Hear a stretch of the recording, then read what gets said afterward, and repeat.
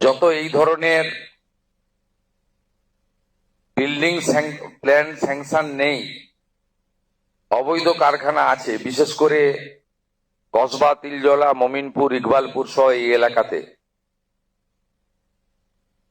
Immediately একটি internal audit করে যাদের যাদের বিল্ডিং প্ল্যান স্যাংশন নেই তাদের ইলেকট্রিসিটি ডিসকানেক্ট করার জন্য আমাদের পৌর নগর উন্নয়ন সচিবকে নির্দেশ দেওয়া হয়েছে একদিনের মধ্যে ওই অবৈধ স্ট্রাকচার ভেঙে ফেলার জন্য কেএমসির উদ্যোগে কলকাতা পুলিশের সাহায্য নিয়ে, এবং একইভাবে কেএমসি কে বলা হয়েছে এই ধরনের অবৈধ বিপজ্জনক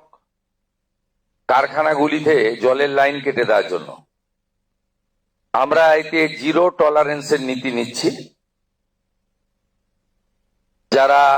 সতর্ক হতে চান সতর্ক হয়ে যান, যারা বেআইনি কাজকর্ম করছেন তাদেরকেও আমরা সংশোধিত হতে এবং এই ধরনের কাজ থেকে বিরত থাকার জন্য কড়া নির্দেশিকা এবং পরামর্শ দিচ্ছি।